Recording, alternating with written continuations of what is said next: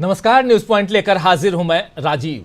दोस्तों, सत्ता में बने रहने के लालच में बीजेपी ने जितने खेल रचे या अब जितनी रणनीतियां वो बना रही है, अब उसके कारण पार्टी का यानी बीजेपी का बंटाधार होता हुआ दिख रहा है।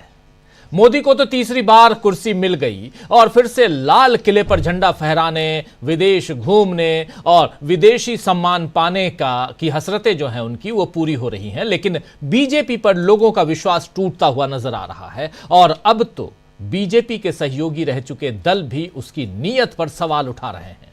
चाहे बाबा साहब अंबेडकर के अपमान का मामला हो या मामला यहां कुछ और हो, और खासकर मामला जो है वो संविधान की रक्षा का हो या निष्पक्ष चुनाव का हो, बीजेपी के दावों पर कोई यकीन नहीं कर रहा है। और बीजेपी इन सब में कांग्रेस पर जब उंगलियां उठा रही है तो वहां से भी उसे तगड़ा जवाब मिल रहा है। जैसे महाराष्ट्र के परभणी में बाबा साहब अंबेडकर की मूर्ति को लेकर की गई छेड़छाड़ के कारण जो हिंसा भड़की और निर्दोष लोगों की जान गई, तो मुख्यमंत्री देवेंद्र फडणवीस ने इस मामले में पुलिस को क्लीन चिट दे दी और उसमें देर नहीं लगाई। पुलिस हिरासत में सोमनाथ सूर्यवंशी की जान चली गई और फडणवीस ने विधानसभा में कहा कि उसकी मौत बीमारी से हुई है। लेकिन कांग्रेस ने इस मामले में अब भाजपा सरकार को घेर लिया है।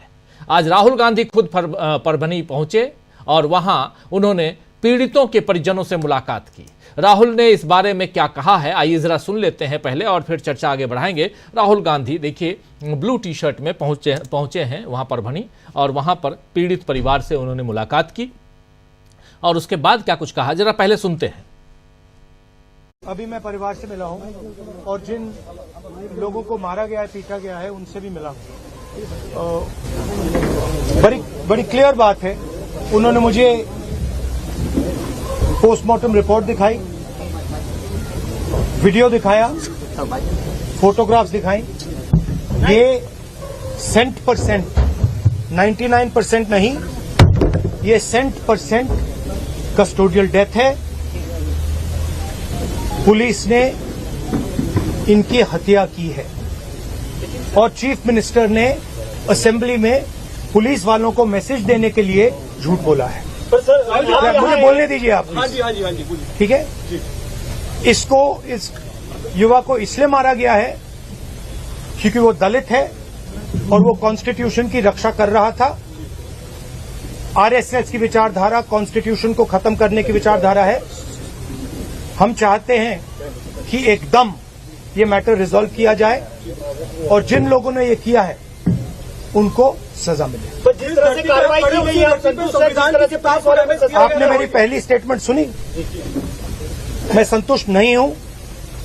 मैं क्लियरली बोल रहा हूं, यहां इन लोगों को पीटा गया है और हत्या की गई है, मर्डर है ये। इसके ऊपर जिस तरह से राजनीति की जा रही है, आप यहाँ आए हैं, ये राजनीति नहीं है, कोई राजनीति नहीं हो रही है। सुनिए, आप सवाल पूछ रहे हैं, मुझे बोलने दीजिए। ये कोई राजनीति नहीं हो रही है, ये मर्डर हुआ है और ये न्याय का मामला है। एकदम यहाँ पे जिनको न्याय मिलना चाहिए वो कार्रवाई पूरी होनी चाहिए। Thank you very much.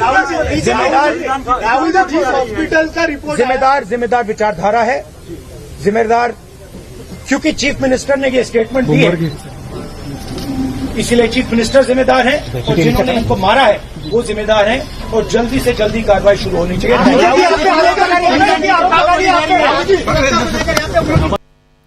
तो सुन लिया आपने, यहां राहुल गांधी ने बीजेपी पर गंभीर आरोप लगाया है और न्याय पाने की बात जिस तेवर से उन्होंने कही है, बीजेपी को उससे बहुत डर लगता है। इसीलिए राहुल गांधी के आने के पहले से ही बीजेपी राज्य इकाई के अध्यक्ष और मंत्री चंद्रशेखर बावनकुले ने राहुल गांधी के दौरे को नाटक करार दिया था। आप याद कीजिए, कल उन्होंने ये टिप्पणी की थी, लेकिन राहुल गांधी पर ऐसी टिप्पणियों का कोई असर नहीं होता है। आप जानते हैं, क्योंकि वो पहले ही कह चुके हैं कि अर्जुन की तरह उन्होंने मछली की आंख पर निशाना साधा है कि हर हाल में सामाजिक न्याय की बहाली करनी है। आज देश में कांग्रेस नेताओं और कार्यकर्ताओं ने अमित शाह के बयान पर प्रेस कॉन्फ्रेंस और प्रदर्शन किए, उनसे माफी और इस्तीफे की मांग की। इससे जाहिर है कि कांग्रेस अंबेडकर जी के अपमान के मुद्दे पर बीजेपी को नहीं छोड़ेगी।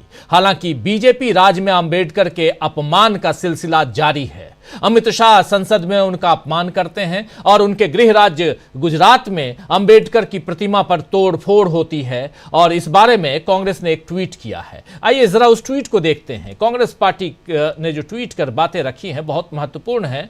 कांग्रेस पार्टी के ट्वीट को जरा ले आइए और बीजेपी की संघ परस्त और मनुवादी सोच साफ जाहिर हो रही है कि वही कानून व्यवस्था सुधारने का दावा। ये देखिए, कांग्रेस जो है गुजरात के अहमदाबाद में बाबा साहेब की मूर्ति के साथ तोड़फोड़ की गई है। ये घटना शर्मनाक है, इसकी जितनी निंदा की जाए वो कम है। ये घटना उसी घृणित सोच की परिचायक है जो संसद में अमित शाह ने दिखाई थी। अमित शाह जैसी सोच के लोग बाबा साहेब और उनके दिए संविधान से नफरत करते हैं और जानबूझकर बार बार उनका अपमान करते हैं। हमारी मांग है कि इस मामले में सख्त से सख्त एक्शन लिया जाए। ये कांग्रेस पार्टी आईएनसी इंडिया का कहना है। और गुजरात में बाबा साहब की मूर्ति के साथ तोड़फोड़ करने की बात जो है यहां पे है। और ये बात साफ यहां से जाहिर है कि कानून व्यवस्था सुधारने का दावा जो है बीजेपी का वो खोखला दिखाई दे रहा है।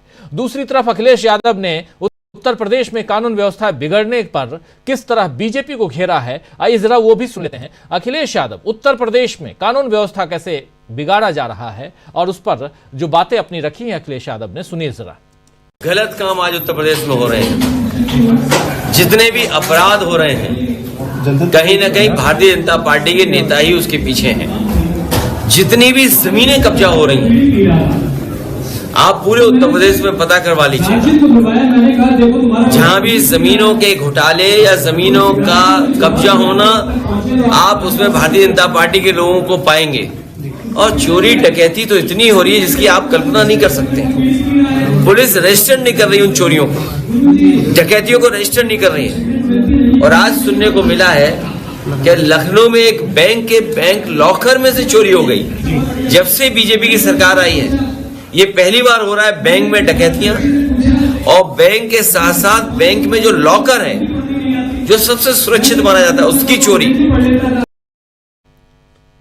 तो सुन रहे थे यहां पर सीधे सीधे अखिलेश यादव को। इंडिया गठबंधन के दल संविधान और कानून व्यवस्था के साथ साथ अब चुनाव प्रक्रिया में गड़बड़ी पर भी बीजेपी को घेर रहे हैं। दोस्तों, चुनाव संचालन नियम 1961 के तहत जो नियम 93 है उसमें किए गए संशोधन पर कांग्रेस ने तो सवाल उठाए ही हैं, जबकि शिवसेना उद्धव गुट ने भी इस पर प्रतिक्रिया दी है। संजय राउत ने इसी मसले पे, आप जान रहे हैं कि लगातार पिछले 3 दिनों से ये चर्चा लगातार चल रही है जिसमें बार बार ये कहा जा रहा है कि जो संविधान का नियम जो है चुनाव प्रक्रिया के नियम 1961 की जो वहां जो धारा 93 है उसमें रूल 93 उसमें परिवर्तन किया गया है। इस पर संजय राउत ने जो बयान दिया है, कल आपने सुन लिया था कि वहां कांग्रेस पार्टी के तमाम नेताओं ने, मल्लिकार्जुन खड़गे तक ने अपनी बातें रखी थी। आज सुप्रिया श्रीनेत ने भी अपनी बात रखी, लेकिन संजय राउत ने क्या कुछ कहा है आइए पहले उसको सुनते हैं।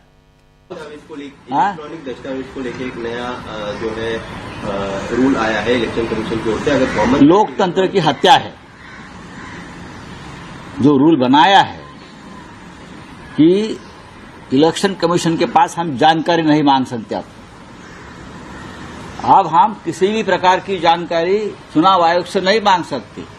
ये तानाशाही है भाई, क्यों नहीं मांग सकते?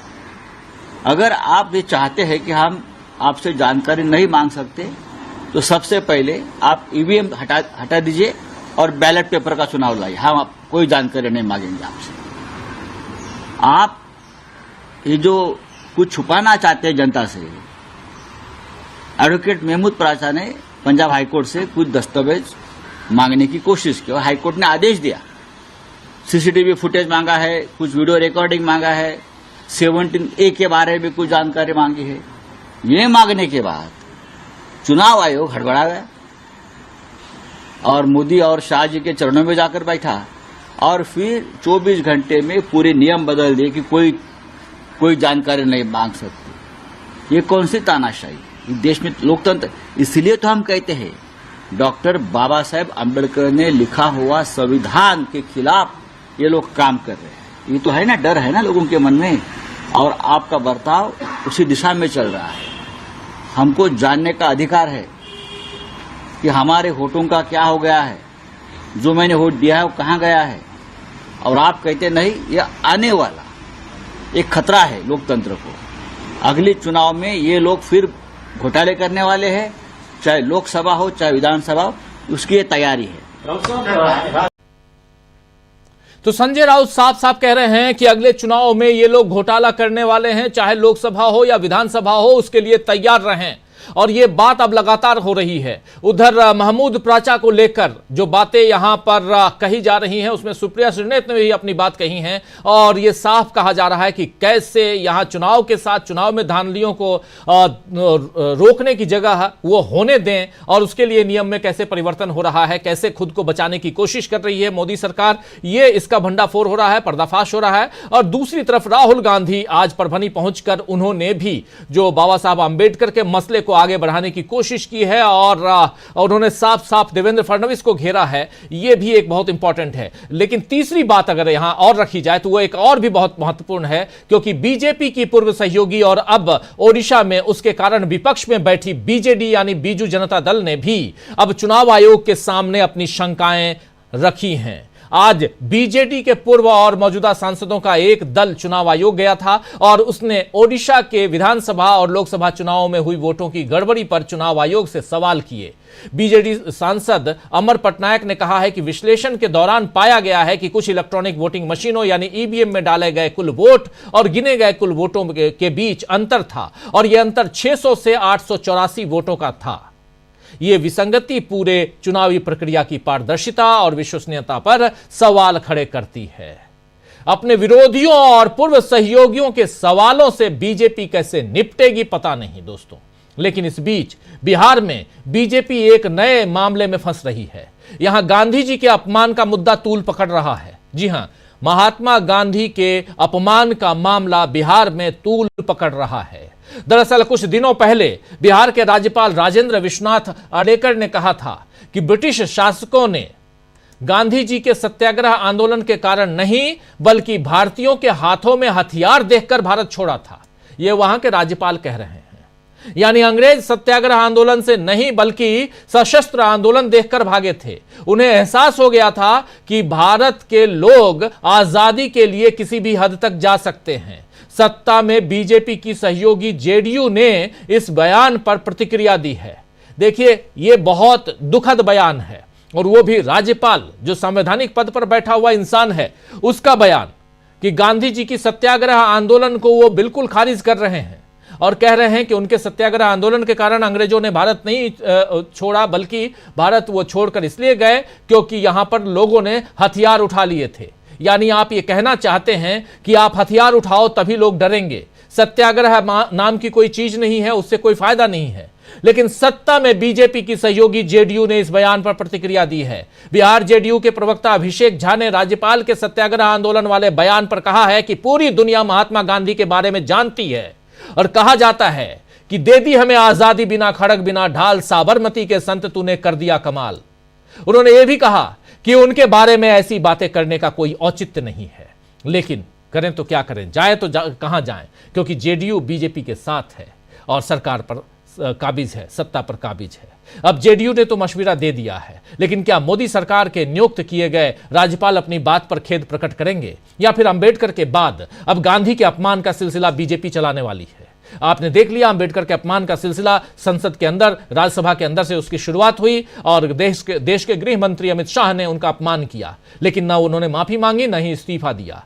क्या अब राज्यपाल महोदय गांधी के अपमान का सिलसिला आगे बढ़ाने जा रहे हैं? क्या राज्यपाल के सहारे बीजेपी महात्मा गांधी का अपमान करेगी और उस सिलसिले को आगे बढ़ाएगी? और अगर ऐसा होता है तब क्या नीतीश कुमार बीजेपी के साथ रह पाएंगे? क्योंकि अभी तो उन्हें चुनावों में अंबेडकर के अपमान पर अपना रुख प्रकट करना है। अभी तो नीतीश कुमार को यह भी बताना है कि आखिर वो हैं किधर, आप किस साइड हैं नीतीश बाबू, ये तो बता दीजिए।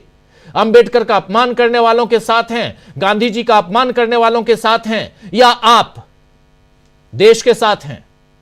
यह सवाल तो पूछेगा बिहार की जनता पूछेगी जब वोट मांगने आप जाएंगे। तो अभी आज से आपने शुरुआत कर दी है अपनी यात्रा की, नीतीश बाबू से यह सवाल पूछा जाएगा। और यही सवाल अब उठा रही है बीजेडी बीजू जनता दल के सांसद, पूर्व सांसद और वहां के विधायक उठा रहे हैं कि चुनाव में गड़बड़ी हुई, लेकिन तब आप कहां थे जब आप जब भी मुसीबत में बीजेपी पड़ती थी संसद के अंदर और आपके सांसद आकर बीजेपी के पक्ष में वोट देते थे, तब कहां थे साहब आप?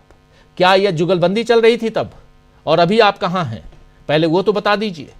जब आपको पड़ी तो फिर आपको याद आ रहा है कि कहीं कुछ गड़बड़ है। तो दोस्तों, कुल मिलाकर दिख रहा है कि बीजेपी खुद अपना बंटाधार कर रही है और उसके सहयोगियों का भविष्य भी खतरे में पड़ रहा है। क्या मोदी सत्ता में बने रहने के लिए इसी रणनीति पर काम करेंगे? आज इसी पर चर्चा करेंगे।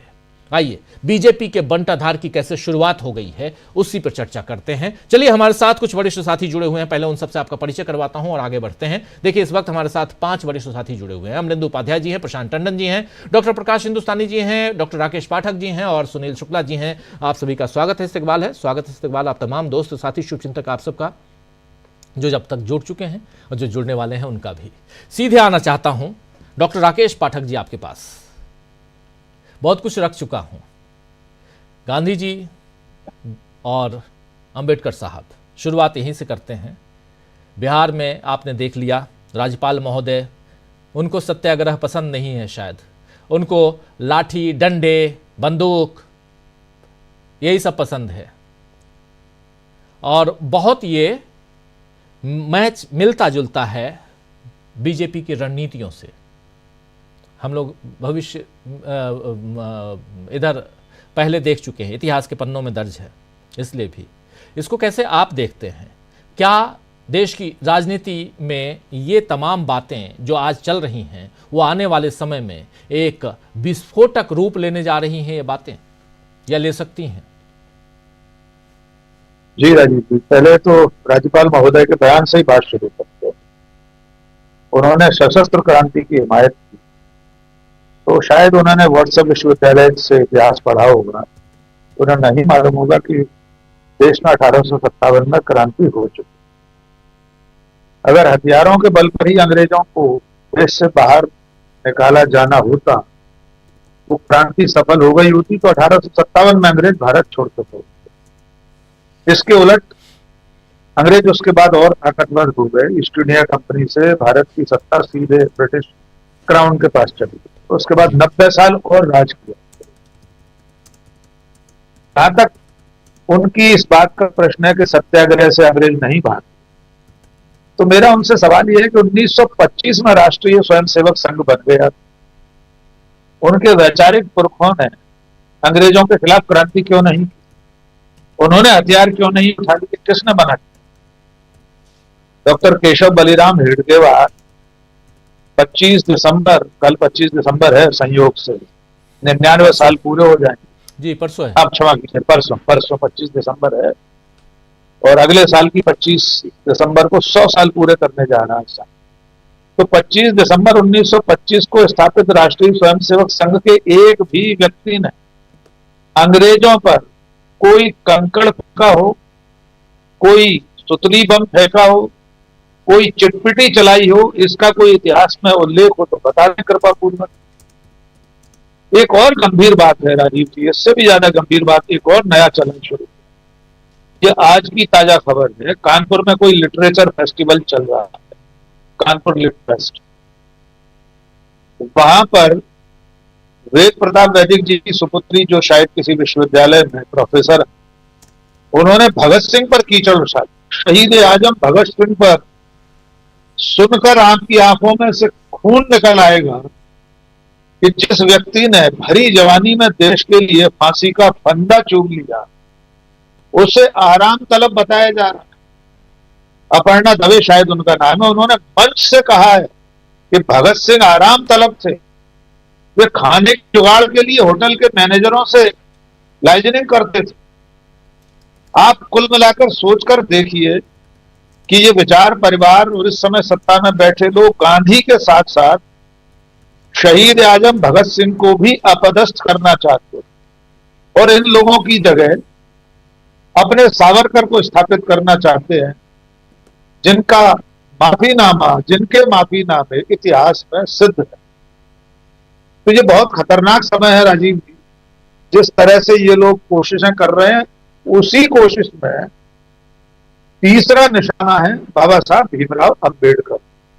गृह मंत्री सदन में बयान देते हैं उनके अपमान का, गुजरात में बाबा साहब की मूर्ति की नाक तोड़ दी जाती है। मध्य प्रदेश में अभी कुछ दिनों पहले एक मूर्ति का हाथ तोड़ दिया गया। तो मूलतः ये विचारधारा, ये विचार परिवार और उसका राजनीतिक संगठन भारतीय जनता पार्टी न तो आजादी की लड़ाई के महानायकों का सम्मान बरकरार रखना चाहती है और न फिलहाल संविधान के प्रति इसकी कोई आस्था है। जी। इसलिए ये सारी चीजें हो रही। अब जो नई चुनौतियां सामने आती जा रही, जिसका आप जिक्र कर रहे हैं, महाराष्ट्र में, बिहार में, उन सबसे निपटने के लिए बार बार ये लोग विषयांतर के लिए कोई ऐसे नए मुद्दे लेकर आते हैं जिससे देश का मानस भ्रष्ट हो जाए, मूल मुद्दे से बात कहीं और चली जाए। बात अंबेडकर के अपमान की चल रही थी, राहुल गांधी पर हमले का आरोप पड़ दिया गया। कल भी गिरिराज सिंह गए थे अस्पताल में देखने एक सज्जन को, उन्होंने पहला वाक्य लिखा अपने सोशल मीडिया पर, राहुल गांधी के हमले में घायल। इस आधुनिक समय में, इस इंटरनेट के युग में, जिस संसद का चप्पा चप्पा सीसीटीवी कैमरे की निगाह में राहुल गांधी के हमले की तस्वीर है, उसका वीडियो क्यों नहीं देश के सामने रख देते। लेकिन मूल मुद्दा अंबेडकर के मुद्दे से दूसरे मुद्दे की तरफ ले जाने का है। ये पूरी कोशिश ये है कि देश के सामने असली मुद्दों पर बात ना हो, उस पर चर्चा ना हो। इसलिए कभी वे गांधी का अपमान करते हैं, कभी भगत सिंह का अपमान करने पर आ गए। एक और कोई गायक, उसका नाम भी लेना नहीं चाहता मैं, उसने कह दिया गांधी पाकिस्तान के राष्ट्रपिता थे। उस जाहिल को कौन बताए कि महात्मा गांधी को राष्ट्रपिता कहने वाले पहले व्यक्ति नेताजी सुभाष चंद्र बोस थे। तो ये सारी कोशिशें देश को एक अंधेरी सुरंग में ले जानी है। जी। जो समाज वैज्ञानिक चेतना के साथ आगे बढ़ रहा था, उसे ये लोग पीछे ले जाने की कोशिश में लगे हुए हैं। इसलिए जितने इनके मोर्चे हैं, राजनीतिक मोर्चा हो, तथाकथित बौद्धिक मोर्चा हो, संवैधानिक पदों पर बैठे हो, ये सारे लोग उसी उद्देश्य से काम करते हैं। जी राजीव। बिल्कुल बिल्कुल, आप सही कह रहे हैं, सारे लोग इसी उद्देश्य से काम करते हैं। लेकिन उधर राहुल गांधी का आज परभनी पहुंचना और फिर वहां से ये बयान देना क्या मायने रखता है और ये बात कितनी दूर तक जाएगी? जरा प्रशांत टंडन जी, आपके पास आना चाहता हूं। कैसे देखते हैं आप राहुल गांधी का आज परभनी पहुंचना? देखिए, परभनी की जांच तो अभी तक सामने नहीं आई है। उसका सीक्वेंस आप इवेंट का देखिए कि बांग्लादेश में हिंदुओं के ऊपर हो रही हिंसा को लेकर एक प्रदर्शन होता है, दक्षिणपंथी लोगों का, हिंदुत्ववादी लोगों का, और उसी प्रदर्शन के बाद वहाँ डॉक्टर भीमराव अंबेडकर की मूर्ति के नीचे जो शीशे के कवर में संविधान की प्रति थी, वो टूट जाती है। किसने उसको तोड़ा, ये कैसे हुआ कि ये कस्टोडियल डेथ हो गई, किस तरीके के पुलिस का बर्ताव है वहाँ पे दलित समाज के बस्तियों में और उनके युवाओं के ऊपर, ये सब बयान मीडिया में आ रहे हैं। और आज राहुल वहाँ पे जाना तो नरेंद्र मोदी को चाहिए था। अगर आप डॉक्टर अम्बेडकर के प्रति इतने भक्ति भाव रखते हैं तो आपको जाना चाहिए था वहाँ पे। कि जो हिंसा वहाँ हुई है वो संविधान के ऊपर जो तोड़फोड़ हुई है संविधान की प्रति पर, उसके बाद वो हिंसा हुई है। वो किसने की हिंसा, उसको किसने क्षति पहुंचाई, कौन थे वो लोग, किस विचारधारा के थे, ये जांच का विषय। लेकिन एक अंदाज लगा जा सकता है कि कौन लोग रहे होंगे वो। इसका अंदाज लगाना कोई बहुत मुश्किल काम नहीं है कि वो कौन लोग रहे होंगे। और वो जो लोग जिन्होंने ये किया वो किसको अपना नेता मानते हैं, किस विचारधारा के हैं, ये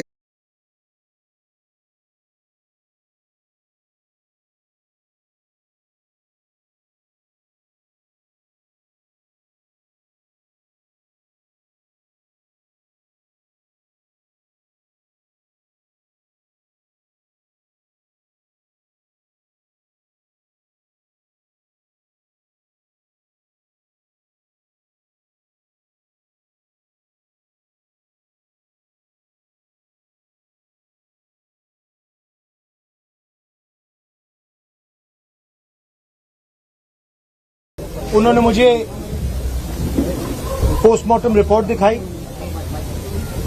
वीडियो 99% नहीं, ये 100% कस्टोडियल डेथ है। पुलिस ने इनकी हत्या की है और चीफ मिनिस्टर ने असेंबली में पुलिस वालों को मैसेज देने के लिए झूठ बोला है। पर सर मुझे बोलने दीजिए आप। हाँ जी बोलिए। ठीक है, इसको इस युवा को इसलिए मारा गया है क्योंकि वो दलित है और वो कॉन्स्टिट्यूशन की रक्षा कर रहा था। आरएसएस की विचारधारा कॉन्स्टिट्यूशन को खत्म करने की विचारधारा है। हम चाहते हैं कि एकदम ये मैटर रिजॉल्व किया जाए और जिन लोगों ने ये किया है उनको सजा मिले। पर जिस तरह से कार्रवाई की गई है, आप संतुष्ट हैं? जिस तरह से पुलिस वालों में सजा आपने मेरी पहली स्टेटमेंट सुनी, मैं संतुष्ट नहीं हूं। मैं क्लियरली बोल रहा हूं, यहां इन लोगों को पीटा गया है और हत्या की गई है, मर्डर है ये। इसके ऊपर जिस तरह से राजनीति की जा रही है, आप यहाँ आए हैं, ये राजनीति नहीं है, कोई राजनीति नहीं हो रही है। सुनिए, आप सवाल पूछ रहे हैं, मुझे बोलने दीजिए। ये कोई राजनीति नहीं हो रही है, ये मर्डर हुआ है और ये न्याय का मामला है। एकदम यहाँ पे जिनको न्याय मिलना चाहिए वो कार्रवाई पूरी होनी चाहिए। Thank you very much. Hospital का रिपोर्ट जिम्मेदार विचारधारा है, जिम्मेदार, क्योंकि चीफ मिनिस्टर ने ये स्टेटमेंट दी है, इसीलिए चीफ मिनिस्टर जिम्मेदार है और जिन्होंने इनको मारा है वो जिम्मेदार है और जल्दी से जल्दी कार्रवाई शुरू होनी चाहिए।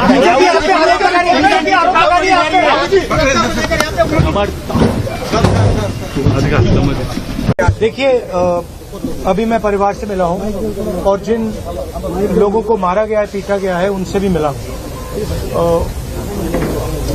बड़ी क्लियर बात है, उन्होंने मुझे पोस्टमार्टम रिपोर्ट दिखाई, वीडियो दिखाया, फोटोग्राफ्स दिखाई। ये 100% 99% नहीं, ये 100% कस्टोडियल डेथ है। पुलिस ने इनकी हत्या की है और चीफ मिनिस्टर ने असेंबली में पुलिस वालों को मैसेज देने के लिए झूठ बोला है। पर सर मुझे बोलने दीजिए आप। हाँ जी बोलिए। ठीक है, इसको इस युवा को इसलिए मारा गया है क्योंकि वो दलित है और वो कॉन्स्टिट्यूशन की रक्षा कर रहा था। आरएसएस की विचारधारा कॉन्स्टिट्यूशन को खत्म करने की विचारधारा है।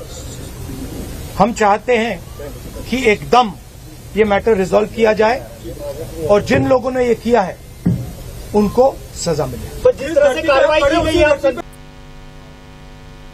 प्रशांत जी, आप अपनी बात रख रहे थे, प्लीज अपनी बात आगे बढ़ाइए। बहुत महत्वपूर्ण बातें आप कह रहे थे। यहाँ राहुल गांधी को आप सुन रहे थे। राहुल गांधी लगातार जो बातें रख रहे हैं उसमें जो दलित उत्पीड़न और खासकर बाबा साहब आंबेडकर पर टिप्पणी के बाद से, अमित शाह की टिप्पणी के बाद से जो हंगामा मचा हुआ है, उसमें कहीं ना कहीं बीजेपी फंसी हुई, कहीं ना कहीं क्या मतलब बहुत ज्यादा फंसी हुई नजर आती है। और ऐसे में राहुल गांधी का आज परभनी पहुंचना ये क्या मायने रखता है? प्रशांत जी, देखिए, दोनों बातें डॉक्टर अंबेडकर के प्रति जो अपमानजनक बातें संसद में हुई और परभनी में जो हुआ कस्टोडियल डेथ, ये एक दोनों बातों में बहुत आपस में जिसको कहें कि तार जुड़े हुए हैं।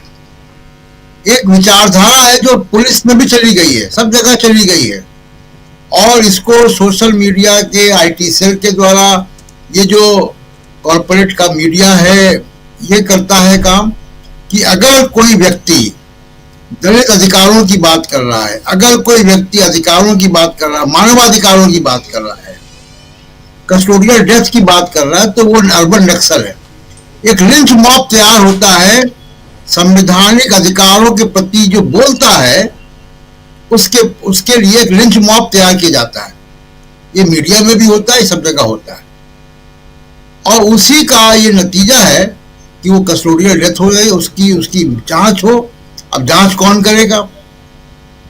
सवाल ये कि जांच कौन करेगा? मुख्यमंत्री पहले से फैसला कर चुके जांच से पहले ही, तो वो जांच में निष्कर्ष क्या आएगा जब मुख्यमंत्री एक व्यू अपना दे चुके? तो कौन पुलिस के निष्कर्ष क्या आएगा जब मुख्यमंत्री एक व्यू अपना दे चुके? तो कौन पुलिस का अफसर जांच करके ऐसी कोई फाइंडिंग निकाल के सामने लाएगा जो मुख्यमंत्री के बयान से मेल नहीं खाती है? उसको भी नौकरी करनी उस राज्य में, या तो वो जांच जो है वो जुडिशियल इंक्वायरी हो, वो भी महाराष्ट्र के बाहर के लोगों की हो, एक बोर्ड हो, तब तो वो जांच का मतलब है कोई। अदरवाइज मुख्यमंत्री तो फैसला कर चुके हैं कि कस्टोडियल डेथ नहीं है, वो कह चुके हैं। लेकिन ये जो घटनाक्रम है, इसके अगर आप तार जोड़ेंगे तो आपको लगेगा कि हाँ, एक विचारधारा, जो राहुल गांधी कह रहे हैं कि एक विचारधारा जिसने उसको मारा है, और ये विचारधारा अधिकारियों के अंदर, पुलिस के अंदर, सब जगह जा चुकी है। काफी मौकों पे हम देखते हैं, इलेक्शन कमीशन तक ये विचारधारा जा चुकी है जी। आज ही हरियाणा के इलेक्शन पे कांग्रेस की एक फैक्ट फाइंडिंग की रिपोर्ट आई है। जब मैं दूसरी बार आऊंगा तो उस पर चर्चा करूंगा। राजीव जी, बिल्कुल बिल्कुल, आप सही कह रहे हैं। फैक्ट फाइंडिंग हरियाणा, उस पर बात करेंगे हम। लेकिन यहाँ जो चल रहा है उसमें भी खासकर जो बाबा साहब आम्बेडकर के अपमान के बाद से देश की परिस्थितियां, राजनीति जैसे बदल रही है, उस पर हम चर्चा कर रहे हैं। और यहाँ कैसे बीजेपी के बंटाधार की शुरुआत हो चुकी है, इसकी हम चर्चा कर रहे हैं। जरा आना चाहता हूँ जल्दी से डॉक्टर प्रकाश हिंदुस्तानी जी, फिर आता हूँ सुनील शुक्ला जी आपके पास। प्रकाश जी, कैसे आप देखते हैं कितना यहाँ फंसी हुई या कितना यहाँ पॉजिटिवली अगर देखा जाए तो बीजेपी को यहां कुछ फायदा गेन होता हुआ दिखाई देता है क्या? अमित शाह के बयान के बाद से क्या अमित शाह ने माफी नहीं मांगी, अमित शाह ने इस्तीफा नहीं दिया, उससे कुछ बेनिफिट होता हुआ बीजेपी को दिखाई देता है क्या? आप क्या कहेंगे इस पे? राजीव जी, विनाश काले विपरीत बुद्धि होती है, ऐसा ही हो रहा है। आप इस देश के उन लोगों को गालियां दे रहे हैं जिन्होंने इस देश को बनाया है। महात्मा गांधी हो, डॉक्टर आम्बेडकर हो, और अब भगत सिंह का नाम भी जुड़ गया। ये बहुत शर्म की बात है कि भगत सिंह, जिनके बारे में पाकिस्तान में इतना सम्मान है, हम आज जो मानता है कि भगत सिंह से बड़ा क्रांतिकारी कोई हुआ नहीं, और वास्तव में हुआ भी नहीं। आपको यकीन करना होगा कि एक नौजवान जो 25 साल का भी नहीं था, उसने इतना बड़ा बलिदान किया। उससे आप बहरूपिया कह रहे हैं, आराम तलब कह रहे हैं, और कह रहे हैं कि उनका वजन जेल में बढ़ गया था। तो सावरकर का वजन भी जेल में बढ़ा था, उनके बारे में भी कुछ कहिए महोदया। दूसरी बात है कि जब आम्बेडकर की बात करते हैं, आम्बेडकर की आलोचना करते हैं, तो वो आम्बेडकर व्यक्ति से ज्यादा आम्बेडकर के सिद्धांतों के खिलाफ बात होती है। उन्हें आम्बेडकर ने जो समता की बात की थी, उससे कुछ लोगों को बहुत नुकसान है। आम्बेडकर ने जिस बराबरी की बात की थी, उससे देश पतन की गर्त में जा रहा है। जबकि ये देश पतन की गर्त में जा रहा है अगर, तो उन लोगों के कारण जिन्होंने देश की नीति, देश की व्यवस्था को ठीक से संभाला नहीं, तो इस पर विचार नहीं हो रहा है। अर्थनीति पर बात करने की बात होती तो नहीं होती। और अब राहुल गांधी ने अगर परभणी कांड में कुछ कहा है, तो देवेंद्र फडणवीस बहुत तेजी से राहुल गांधी पर आक्रमण कर रहे हैं। और बड़ी विचित्र बात यह कि मायावती जो दलित अधिकारों थी, वो भी राहुल गांधी पर हमला, यानी जिन मायावती को महाराष्ट्र की सरकार पर हमला करना चाहिए था, महाराष्ट्र की सरकार के खिलाफ बोलना चाहिए था, वो राहुल गांधी के खिलाफ बोल रही हैं। शायद मायावती को डर लग रहा है कि राहुल गांधी ने अगर नीले रंग की टी शर्ट पहन ली है तो उनकी राजनीति खत्म हो गई, समझो, ये लगता है। लेकिन आप आम्बेडकर के योगदान को कभी भूल नहीं सकते, और कायदे से तो इस सरकार को आम्बेडकर को वो सम्मान देना चाहिए था जो जिसके वो हकदार हैं। अब तक उन्हें वो अधिकार मिला नहीं। आप कल्पना कीजिए कि आम्बेडकर जी केवल 65 साल की उम्र में ही उनकी जीवन लीला खत्म हो गई। अगर आम्बेडकर 10 साल और जिंदा रहते तो क्या होता, आप ये कल्पना कर सकते हैं। गांधी जी 78 साल तक जिए, 79वें साल में उनकी हत्या की गई। नेहरू 74 साल जिए, पटेल 75 साल जिए। उसी तुलना में अगर आम्बेडकर 10 साल और जिंदा रहते तो क्या क्रांति हो जाती है। लेकिन खैर, अभी तो हम आम्बेडकर को गाली देने पे तुले और आम्बेडकर के सिद्धांतों की हत्या करने पे तुले। वो आम्बेडकर जिनके कारण एक दलित महिला राष्ट्रपति बनी, वो आम्बेडकर जिनके कारण एक ओबीसी व्यक्ति, जो अपने आप को ओबीसी कहते हैं, प्रधानमंत्री बने, वो आम्बेडकर जिनके कारण कई राज्यों में मुख्यमंत्री दलित हैं, कई नेता दलित हैं, आरक्षण है, उन आम्बेडकर को हम, तो मुझे लगता है कि इतनी नमक हराम कौम भारत की हो गई है, हमारे नेता हो गए हैं कि वो अपने उन लोगों को जिन्होंने हमारी बुनियाद को मजबूत बनाया, हमारी बुनियाद रखी विकास की और इस देश को नई दिशा दी, उसके बारे में सोचने की बात हम नहीं करते। हमने आम्बेडकर को केवल संविधान तक सीमित कर दिया, ये भी एक बहुत बड़ी गलती है। आम्बेडकर के अर्थशास्त्री रूप को हमने देखा नहीं, एक शिक्षा शास्त्री के रूप में आम्बेडकर ने जो काम किया उसका मूल्यांकन नहीं करते। आम्बेडकर ने समाज सुधारक के रूप में जो काम किया उसका मूल्यांकन हम करते नहीं, केवल उन्हें संविधान निर्माता कह के अपना कर्तव्य खत्म कर लेते हैं। और संविधान की इज्जत तो हम करते ही नहीं है, क्योंकि हमें समता की बात करना भी पसंद नहीं है। हम नहीं चाहते कि देश समतावादी रहे, सब लोग मिलजुल कर रहे, ये बात हम नहीं चाहते। आप ये देखिए कि किस तरीके से एक पैरेलल सिस्टम बना दिया गया। उस समानांतर व्यवस्था में दलितों की उपेक्षा, दलितों का शोषण, पिछड़े वर्गों का शोषण, अल्पसंख्यकों के साथ ज्यादती, और उसको इतना सिस्टमाइज कर दिया गया है कि कोई भी आदमी अगर उसके खिलाफ आवाज उठाता है तो उस आदमी के पीछे पूरी व्यवस्था पड़ जाती है। तो राहुल गांधी जो काम कर रहे हैं, संसद में उन पर जो आरोप लगे, जो उनकी नागरिकता पर सवाल उठाए जा रहे हैं, वो इसलिए डिस्कनेक्ट हो गए हैं डॉक्टर प्रकाश हिंदुस्तानी जी। उठाए जा रहे हैं। जी जी जी प्लीज जी प्लीज अपनी बात रखिए। जी, चिंता उन्हें इस बात की है कि राहुल गांधी जिन मुद्दों की बात करते हैं उन मुद्दों का कोई जवाब उनके पास नहीं। फडणवीस के पास कोई जवाब नहीं है।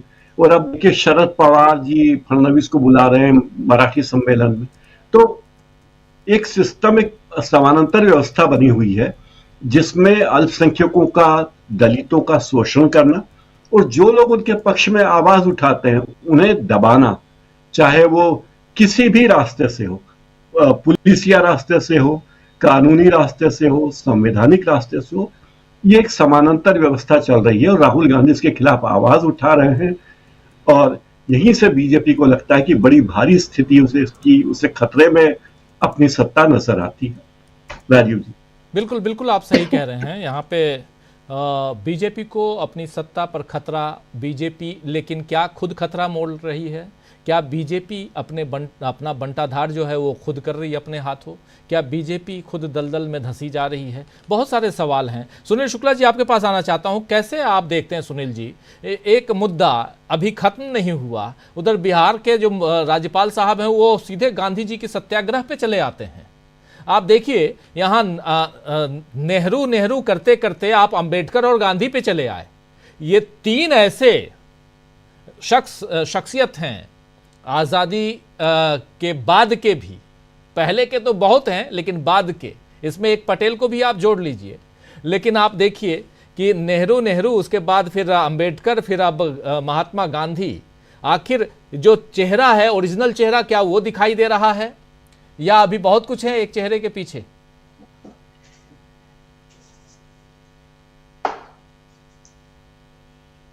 अनम्यूट कर लीजिए जी। आप क्यों उम्मीद करते हैं कि भारतीय जनता पार्टी या राष्ट्रीय स्वयंसेवक संघ या इससे जुड़े हुए लोग गांधी का समर्थन करेंगे, नेहरू का समर्थन करेंगे, अंबेडकर जी का समर्थन करेंगे या भगत सिंह का समर्थन करेंगे? या तो आप उनकी विचारधारा से आप परिचित नहीं है, या आप ये मान के चलते हैं कि जिस विचारधारा पे चल रहे हैं उसमें वो संशोधन कर सकते हैं। अगर हिंदुत्व का नारा राष्ट्रीय स्वयंसेवक संघ का मूल आधार है, अगर हिंदुत्व के नाम पर सांप्रदायिक ध्रुवीकरण उनकी राजनीति का एजेंडा है, तो वो गांधी को कैसे स्वीकार कर सकते हैं? वो नेहरू कैसे स्वीकार कर सकते हैं? नेहरू ने तो कभी सांप्रदायिकता की बात नहीं की, गांधी ने कभी सांप्रदायिकता की बात नहीं की, अंबेडकर साहब ने कभी सांप्रदायिकता की बात नहीं की। अंबेडकर साहब ने कहा कि जिस दिन हिंदुस्तान एक हिंदू राष्ट्र के रूप में बदल जाएगा उस दिन सबसे दुर्भाग्यशाली दिन होगा। और अगर भारतीय जनता पार्टी हिंदुत्व के नारे पे आगे बढ़ रही है और बढ़ रही है तो वह गांधी जी को कैसे स्वीकार कर लेगी? और अगर गांधी जी को स्वीकार नहीं करेगी, नेहरू जी को स्वीकार नहीं करेगी, अंबेडकर जी को स्वीकार नहीं करेगी, भगत सिंह को स्वीकार नहीं करेगी, तो निश्चित रूप से यह है कि जिन लोगों के बीच में इन महापुरुषों की स्वीकृति है उनके बीच में इनको अस्वीकृत बनाने का प्रयास करेगी, क्योंकि जब तक इनकी स्वीकृति बनी रहेगी, इनको मानने वाले लोग रहेंगे, तब तक भारतीय जनता पार्टी का एजेंडा तो पूरा होता नहीं है।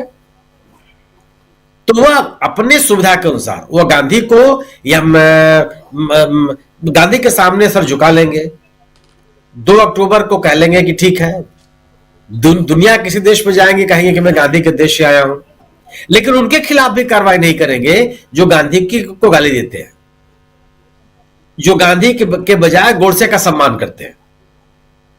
किस गोडसे का सम्मान करने वाले के खिलाफ भारतीय जनता पार्टी के नेतृत्व ने या भारतीय जनता पार्टी की सरकार ने आज तक कार्रवाई की? किसी एक व्यक्ति का नाम बताइए। तो गांधी को स्वीकार करके, गांधी को बढ़ते हुए देख करके भारतीय जनता पार्टी अपने एजेंडे से तो पीछे नहीं जाएगी। भारतीय जनता पार्टी क्या कभी कह रही है कि नहीं हमको हिंदुत्व के नारे से कोई मतलब नहीं है? वह कह रही है कि नहीं सांप्रदायिक सद्भाव देश में बना रहे। वह ये कह रही है कि नहीं अब जो अल्पसंख्यकों का दर्जा है वो बना रहेगा। अगर वो चाहती तो क्या अपने संगठन में, अपने सरकार में, अपने जनप्रतिनिधियों में अल्पसंख्यकों को उतना जगह देती? क्या वो नहीं देती? उतनी उम्मीदवार लड़ाती, 500 से अधिक की उम्मीदवार खड़े करती है लोकसभा में। उत्तर प्रदेश जैसा बड़ा राज्य है, 403 का किस सत्ता है, मध्य प्रदेश है, महाराष्ट्र है, किस अल्पसंख्यक को उन्होंने अपना उम्मीदवार बनाया? क्योंकि एक साफ साफ दृष्टिकोण है अल्पसंख्यकों के प्रति, और अल्पसंख्यकों के नाम पर एक अलग तरह का माहौल बना करके लोगों का ध्रुवीकरण की कोशिश है, लोगों का पैसा जुटाए रखना है। भगत सिंह के साथ खड़े होकर के वो अपने एजेंडे को लागू कैसे कर सकते हैं? और क्या आप ये उम्मीद कर रहे हैं कि भारतीय जनता पार्टी या संघ अपना एजेंडा छोड़ देगा? अगर भारतीय जनता पार्टी से अपने एजेंडे को छोड़ने की आप उम्मीद कर रहे हैं तो आप तो दिवा स्वप्न देख रहे हैं जी। और अगर अपने एजेंडे को आगे बढ़ाना चाहते हैं तो गांधी को कभी नहीं स्वीकार करेंगे। लेकिन अब इनका जो एजेंडा है, क्या उस एजेंडे को देश हमारा स्वीकार कर रहा है? नहीं कर रहा। 1925 से लेकर के, संघ की स्थापना काल से लेकर के आज तक, आज की तारीख में जब भारतीय जनता पार्टी तीसरी बार सरकार बना ली उत्तर प्रदेश, हिंदुस्तान के केंद्रीय सरकार के रूप में, तब भी 20 से 25% वोट पड़ा है उनके पक्ष में। जितने लोगों ने भारतीय जनता पार्टी को मतदान किया है उससे कई गुना ज्यादा विपक्ष को मतदान किया। उनके पूरा देश उनके साथ खड़ा नहीं हुआ। मतों के विभाजन के आधार पर भारतीय जनता पार्टी निश्चित रूप से सत्ता में आ गई। सत्ता में आना जन समर्थन का पर्यायवाची नहीं है। सत्ता हासिल कर लेना, जन समर्थन हासिल कर लेना, देश के बड़े बहुसंख्यक समाज का या बड़ी संख्या में लोगों का जन समर्थन हासिल करना, यह पर्याप्त नहीं, यह पर्यायवाची नहीं हो सकता। ये दोनों चीजें बराबर नहीं है। क्योंकि बीजेपी के खिलाफ वोट अलग अलग जगहों में पड़े, ठीक है, आप सत्ता में आ गए, लेकिन ऐसा नहीं है कि ज्यादा लोगों ने, बहुसंख्यक लोगों ने, बड़ी तादाद में लोगों ने भारतीय जनता पार्टी का जन समर्थन कर दिया जी। वो तो स्थिति नहीं है। हरियाणा में सरकार बन गई बीजेपी की, 1% के मतों का भी अंतर नहीं है कांग्रेस में और बीजेपी में। अन्यथा तो जबरदस्त जब एक तरफा मतदान होना चाहिए था। और अगर लोग भारतीय जनता पार्टी के एजेंडे को स्वीकार नहीं कर रहे हैं और गांधी के साथ उनका तादाद में बना हुआ है, नेहरू को आज भी अपना राष्ट्र नायक मानते हैं, भगत सिंह उनके आदर्श हैं, और एक बड़ा लाखों करोड़ों की संख्या में ऐसे लोग हैं जो बाबा साहब को एक देवता के रूप में, ईश्वर के रूप में उनकी आराधना करते हैं, तो निश्चित रूप से है कि भारतीय जनता पार्टी का तो बंटाधार होना है, आज नहीं तो कल। और अगर भारतीय जनता पार्टी को यह नहीं लग रहा होता तो अम्बेडकर साहब के मुद्दे पर वो इतना चिंतित क्यों होती? आपने मेरी स्मृतियों में तो नहीं है कि गृह मंत्री जी कभी प्रेस कॉन्फ्रेंस किए हो? अमित शाह साहब को अपने लोकसभा में के बयान के बाद तत्काल प्रेस कॉन्फ्रेंस करना पड़ा जी, अपनी बात कहनी पड़ी। क्यों जरूरत पड़ गई आपको? आपको यह आवश्यकता क्यों पड़ गई कि अम्बेडकर के नाम पर कांग्रेस या इंडिया दल समूह का जो आंदोलन था उसको बदनाम करने की कोशिश करनी पड़ी कि राहुल गांधी ने धक्का दिया, राहुल गांधी का धक्के से 2 सांसद घायल हो गए। ये कहने की क्या आवश्यकता थी? आप इस राजनीतिक लड़ाई को अपने बूथ लड़ते। इंडिया दल समूह का अम्बेडकर साहब के पक्ष में खड़ा था और आपने उनके खिलाफ बयान दिया था। आप दोनों लोग इस लड़ाई को लड़ लेते। आप इंडिया दल समूह को और कांग्रेस को अपना आंदोलन करने देते, आप भी अपना आंदोलन चला लेते कि नहीं जो हम कर रहे हैं वो भी सही है, हम माफी नहीं मांगेंगे। क्योंकि अंबेडकर के नाम पर जो राजनीतिक स्थितियां बनती हैं वो भारतीय जनता पार्टी के पक्ष में नहीं आती। अंबेडकर जी को मानने वाला जो समाज है वो हिंदुत्व के एजेंडे को भी स्वीकार नहीं करता, क्योंकि अंबेडकर ने ही हिंदुत्व के एजेंडे को खारिज कर दिया था। भीमराव अंबेडकर साहब का यह बहुत ही प्रसिद्ध वक्तव्य है कि मैं हिंदू तो पैदा हुआ हूं लेकिन मैं हिंदू के रूप में मरना नहीं चाहता, और उन्होंने बौद्ध धर्म का अपना लिया। और आज उनके समर्थक लगभग अधिकांश उन्होंने बौद्ध धर्म को अपना लिया है। यही भारतीय जनता पार्टी के लिए चिंता का विषय होना चाहिए कि हिंदुत्व के एजेंडे को अस्वीकार करके दलित समुदाय बौद्ध धर्म की ओर चलता चला जा रहा है। बीजेपी और आरएसएस के एजेंडे को नहीं स्वीकार, की विचारधारा को स्वीकार नहीं कर रहा। जो आपकी वैचारिकी से असहमत है वो आपके एजेंडे को लागू कैसे कर सकता है, उसके साथ कैसे खड़ा हो सकता है? भारतीय जनता पार्टी की समस्या यही है, वह अपने एजेंडे से अलग नहीं होगी और उस एजेंडे के तहत जो अंबेडकरवादी है वो उनके साथ खड़े होने के लिए तैयार नहीं है। उस एजेंडे के साथ नेहरू को राष्ट्र नायक मानने वाले तैयार नहीं है। उस एजेंडे के साथ राष्ट्रपिता महात्मा गांधी को राष्ट्रपिता मानने वाले तैयार नहीं है। उस एजेंडे को मानने के लिए भगत सिंह के समर्थक तैयार नहीं है। भारतीय जनता पार्टी चूंकि न तो गांधी के साथ खड़ी हुई, न तो अंबेडकर के साथ खड़ी हुई, न भगत सिंह के साथ खड़ी हुई, न नेहरू के साथ खड़ी हुई, इनके साथ खड़ा होने वाला कोई राष्ट्र नायक भी इनके पास नहीं है। तो इनके प्रति अविश्वास पैदा किए बगैर वो अपनी राजनीति को कैसे बढ़ा सकती है? अपने तो कोई राष्ट्र नायक है नहीं कि इनके पैरल खड़ा कर दे। भाई हिंसात्मक या सशस्त्र संघर्ष में विश्वास रखने वाले लोग नेहरू गांधी के खिलाफ सुभाष चंद्र बोस और भगत सिंह का नाम लेते हैं। नहीं, हम लड़ाई लड़े। निश्चित रूप से सशस्त्र जो क्रांतिकारियों का योगदान था उससे हम इनकार नहीं कर सकते जी, कोई नहीं इनकार कर सकता। जितने तरह के संघर्ष किए गए आजादी को पाने के लिए सबका योगदान है। हम गांधी, लेकिन गांधी को हम इसलिए नहीं कह सकते, गांधी लगातार उनका आंदोलन चलता रहा, उन्होंने कोई समझौता नहीं किया और उस आंदोलन में लोगों की शिरकत भी बढ़ती चली गई। भगत सिंह का योगदान है और भगत सिंह गांधी के नेतृत्व में अपने आंदोलन को चलाते रहे। नेता तो महात्मा गांधी ही थे। अब महात्मा गांधी के पैरल खड़ा करें किसको ला सकते हैं? ये मेरे राष्ट्र नायक है। जिस विचारधारा को हम मानने वाले हैं उसके राष्ट्र नायक ये व्यक्ति है, वो कोई आपके पास नहीं है। आपने बहुत जोर शोर करके सावरकर साहब को आप ले आए, उनको राष्ट्रीय स्तर पर उनकी स्वीकृति नहीं बन पाई जी। उनके पक्ष में तमाम बातें आती हैं, उनके खिलाफ तमाम बातें आती हैं, और खिलाफ वाला जो पड़ रहा है वो बहुत भारी है, उनको भी आप राष्ट्र नायक नहीं बना पाए।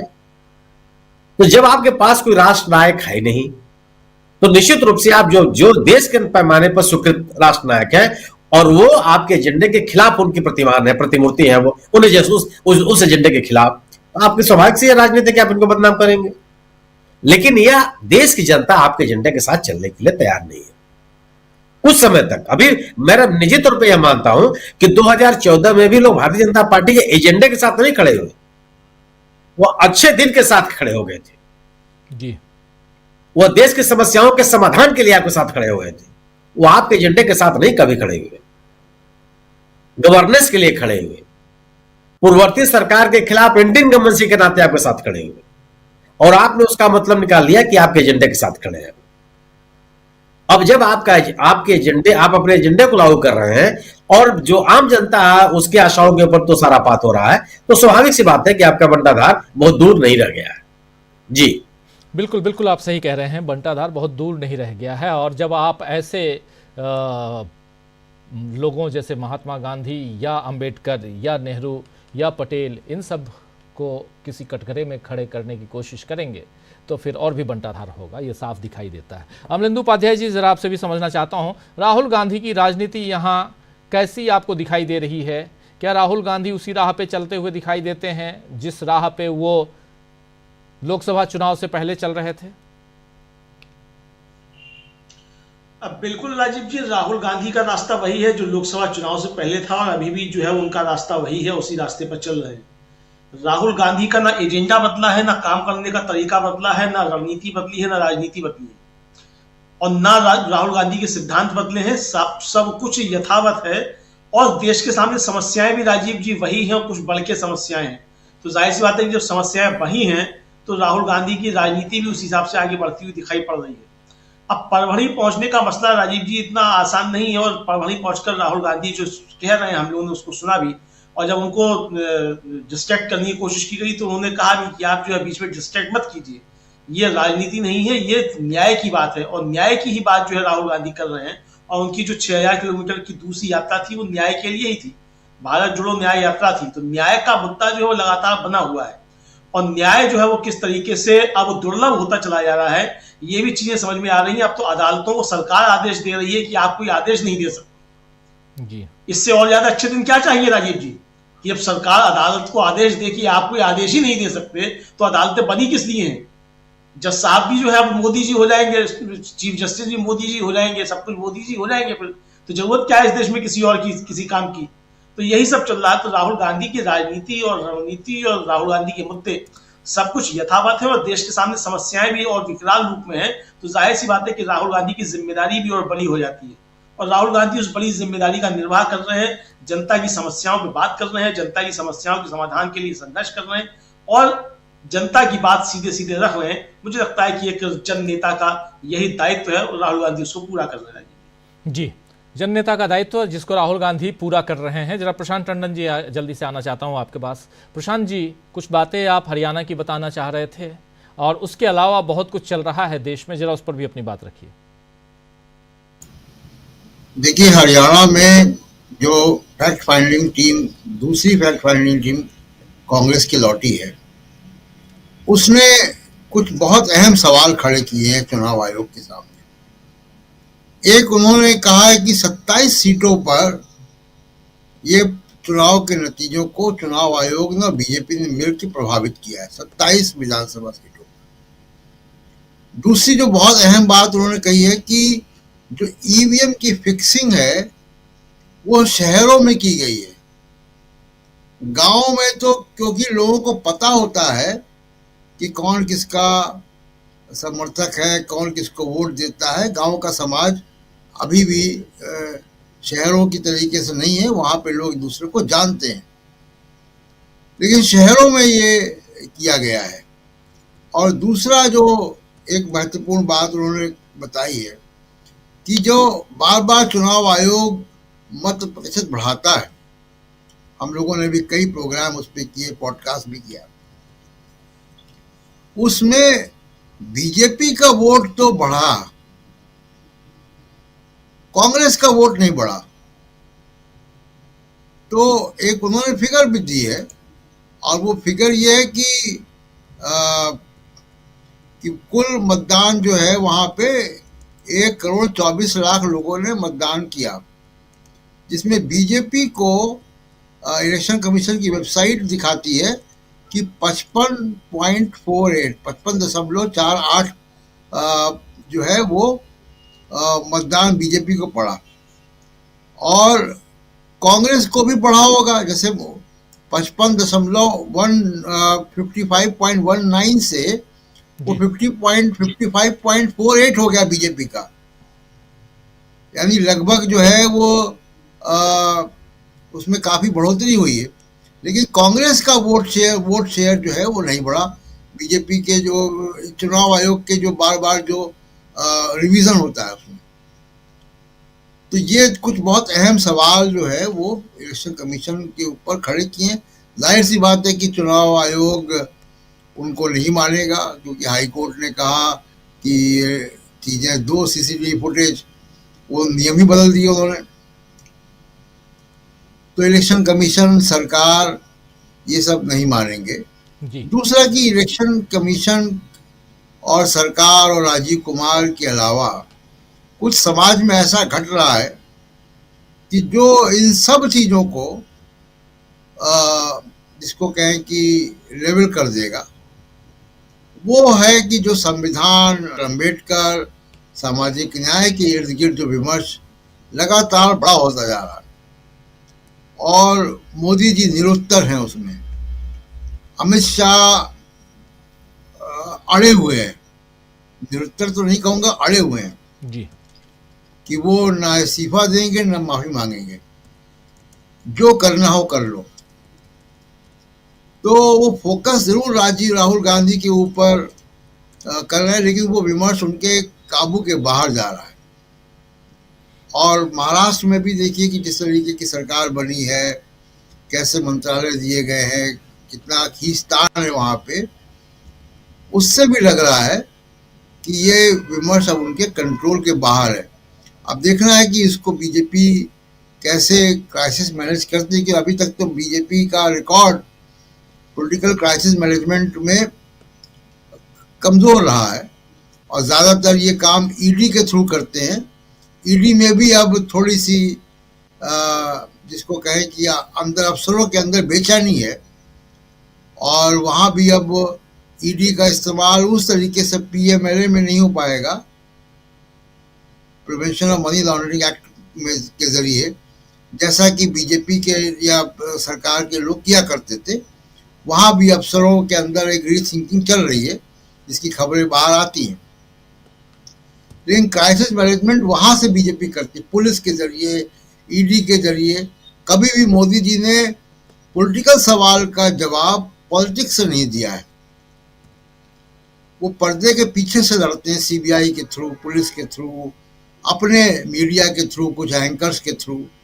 लेकिन अब ये मामला जो है इतना बड़ा हो गया है, परभनी का मामला हो, चाहे वो अमित शाह जिस तरीके से डॉक्टर अम्बेडकर के बारे में बोले हैं संसद में वो मामला हो, संविधान का विमर्श हो, संविधान बदलने की बात हो, ये सब चीज़ें अब जो है वो जनता के बीच में है। उसमें राजीव कुमार या दूसरे तीसरे लोग बहुत कुछ मदद नहीं कर पाएंगे बीजेपी की। बीजेपी को, मोदी जी को पॉलिटिक्स की लड़ाई, पॉलिटिकल लड़ाई पॉलिटिक्स में आके ही लड़नी पड़ेगी।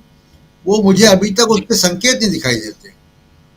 बिल्कुल बिल्कुल, आप सही कह रहे हैं। डॉक्टर राकेश पाठक जी, आप कैसे देखते हैं इसको? और खासकर जब अंबेडकर का जिक्र आता है, राहुल गांधी की जो राजनीति है, जो लगातार पिछले 2 साल से हम देख रहे हैं, 2022 में उन्होंने भारत जोड़ो यात्रा शुरू की थी और उसके बाद से आप देख लीजिए एक अलग राजनीति, एक अलग ट्रैक पे नज़र आते हैं राहुल गांधी। हालांकि पहले भी सरोकार उनका वही था, लेकिन जब यहाँ सामाजिक सरोकार की बात आती है तो अब उसमें राहुल गांधी, क्या आपको लगता है कि बहुत आगे जा चुके हैं आज की तारीख में? पहले, आज से अगर 10 साल पहले देखा जाए तो कई लोग होते थे, कई नेता ऐसे होते थे जिनमें मायावती भी थी, लेकिन अब आज की तारीख में राहुल गांधी के अलावा कोई दिखाई देता है आपको?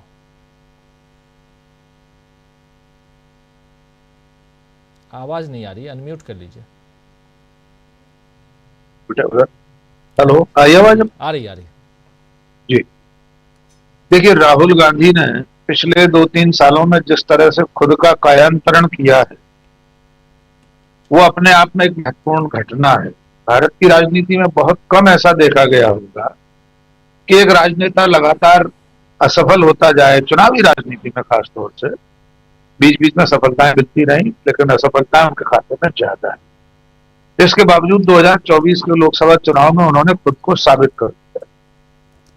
ये तब हुआ है जबकि देश में सत्ता में बैठे लोगों ने उनके खिलाफ ऐसे ऐसे अभियान चलाए जैसे इस देश में खासतौर से और शायद दुनिया में किसी भी नेता के खिलाफ कभी नहीं चले। उनकी चरित्र हत्या के प्रयास आज तक जारी है। लेकिन इसके बावजूद लोकसभा चुनाव में जिस तरह उन्होंने अपनी पार्टी को आगे बढ़ाया, डबल सीटों के साथ लोकसभा में आज भी बैठे हैं, लोकसभा में नेता प्रतिपक्ष हैं। पाक के इस पहले सवाल का उत्तर तो ये है कि तमाम अन्य राजनेताओं में जो तमाम क्षेत्रीय दलों के नेता हैं, उन सब में राहुल गांधी ने अपनी एक अलग जगह बना ली है। यद्यपि बाकी नेता भी महत्वपूर्ण है, अखिलेश यादव हो, ममता बनर्जी हो, स्टालिन हो, उद्धव ठाकरे हो, तेजस्वी हो, कई नेता हैं। लेकिन इसके बावजूद जो राष्ट्रव्यापी छवि है वो इस वक्त राहुल गांधी, कांग्रेस की उपस्थिति भी प्रकारांतर से पूरे देश में इन तमाम क्षेत्रीय दलों की बनिस्बत ज्यादा है। तो यही वजह है कि भारतीय जनता पार्टी और मोदी शाह उन्हें हर कीमत पर रोकना चाहते हैं। प्रशांत जी ने कहा कि क्राइसिस मैनेजमेंट में बीजेपी को अमूमन ऐसी दिक्कतें आती, इसीलिए बीजेपी और मोदी शाह राजनीतिक तरीके नहीं अख्तियार कर पाते। राहुल गांधी को रोकने के लिए भी फिलहाल पिछले 15 दिनों से, चाहे अम्बेडकर का ही मसला आप देख रहे हैं, 7-10 दिन से जो भी तरीके अपनाए जा रहे हैं वो राजनीतिक तरीके नहीं। उन पर हमलावर होने का आरोप, उन पर FIR तमाम धाराओं में, उनकी नागरिकता को खत्म करने की कोशिश है, उनकी सांसदी को फिर से एक बार छीनने की कोशिश है, प्रियंका गांधी के खिलाफ अदालत में मामला, ये तमाम ऐसी चीजें हैं जो राजनीतिक तो नहीं कही जा सकती। ये वैसे दांव पेच हैं जो राजनीति से इतर है। आप चुनाव में लड़कर जीत कर आए हुए नेता प्रतिपक्ष से राजनीतिक लड़ाई लड़िए। जी।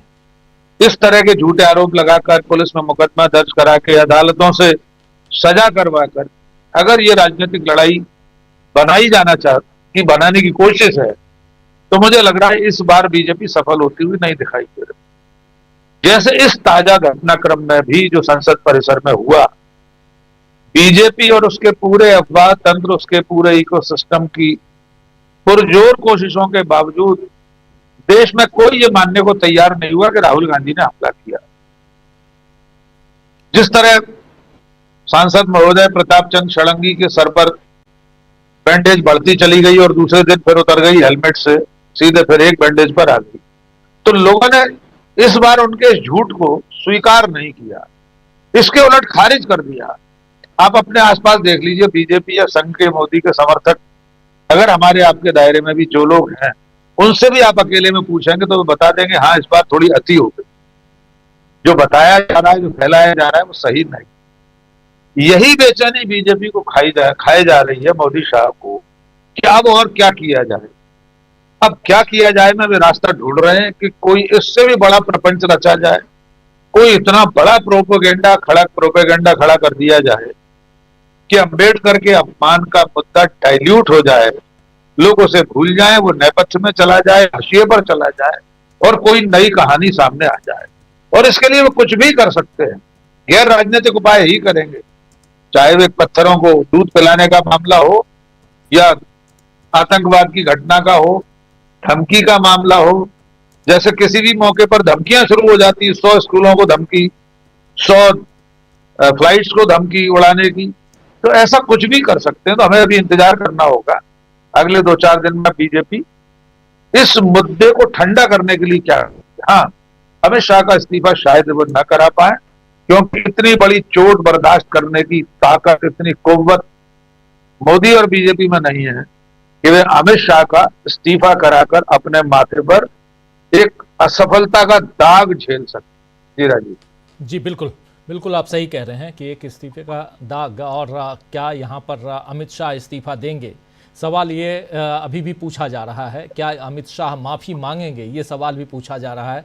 मायावती जी ने माफ़ी की मांग की है, एक बाएं दाएं से रास्ता उन्होंने अपनाया है कि चलिए कुछ तो बोली, लेकिन दूसरी तरफ क्या ये मामला इतना आसान है और ये इतना सरल है, सीधा है ये मामला, या ये मामला इतना मुश्किल हो चुका है जहां से बीजेपी के बंटाधार की शुरुआत हम कह सकते हैं, देख सकते हैं। कैसे देखते हैं आप डॉक्टर प्रकाश हिंदुस्तानी जी?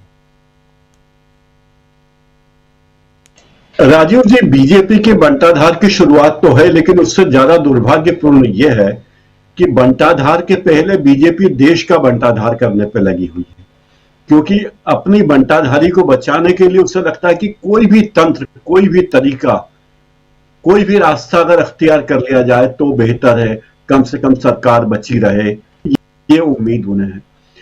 कभी अमित शाह को ये उम्मीद नहीं होगी कि उनके इस्तीफे की मांग होगी, लेकिन जिस जोरदार तरीके से अमित शाह के इस्तीफे की मांग हुई, गृह मंत्री के इस्तीफे की मांग हुई, ये भी अपने आप में कोई छोटी बात नहीं कि जो व्यक्ति अपने आप को देश का दूसरा सबसे ताकतवर व्यक्ति समझता है, उसके खिलाफ भी लोग हैं और लोग खुलकर बोल रहे हैं। तो ये बंटाधारी की शुरुआत वो पार्टी से हो चुकी है और लोग कह रहे हैं कि इस पार्टी को 240 सीटें ही मिली, साफ साफ बहुमत भी नहीं मिला। अकेले पार्टी के बूते पर, एनडीए के बूते पर बहुमत में आई है। वो पार्टी किस तरीके से, किस स्तर पर उतर आई है, और ये तानाशाही की एक झलकी है कि अगर इन्हें 400 सीटें मिल जाती तो देश को कहां बंटाधार ले जाते, कहां पहुंचाते देश को। देखिए, जब सरकार है, हर कोई ये कहता है कि सरकार पूरे देश की है, एक एक नागरिक की सरकार है, एक एक नागरिक की रक्षा सुरक्षा उसका काम है। तो आप एक ही सरकार अपने देश के नागरिकों में कैसे बंटवारा कर सकते कि आधे आप इस वर्ग के हो, आप इस वर्ग के हो, आप ओबीसी हो, आप दलित हो, आप अल्पसंख्यक हो। और यहीं पर देश के बंटाधार की शुरुआत पिछले 11 साल से हो गई कि आप देश के लोगों को बांट रहे हैं। और जिस सरकार का काम था कि देश को एक साथ लाए, सबकी समस्याओं को हल करे, उसकी ओर सरकार का ध्यान बिल्कुल भी नहीं है। राजीव जी, फिलहाल जी जी बिल्कुल।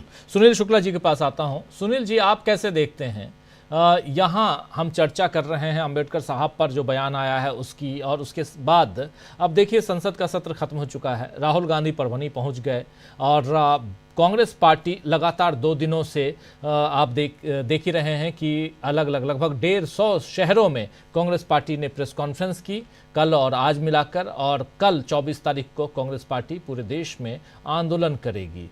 और इसको कैसे देखा जाए, और यहाँ से कांग्रेस पार्टी की बात इसलिए क्योंकि कांग्रेस सबसे बड़ी विपक्षी दल, और यहाँ अभी तक जो इंडिया गठबंधन के अंदर खाने जो कहा जा रहा था कि वहाँ कुछ दूरियां बढ़ रही हैं, क्या ये मसला फिर से इंडिया गठबंधन को मजबूत करता हुआ दिखाई देता है?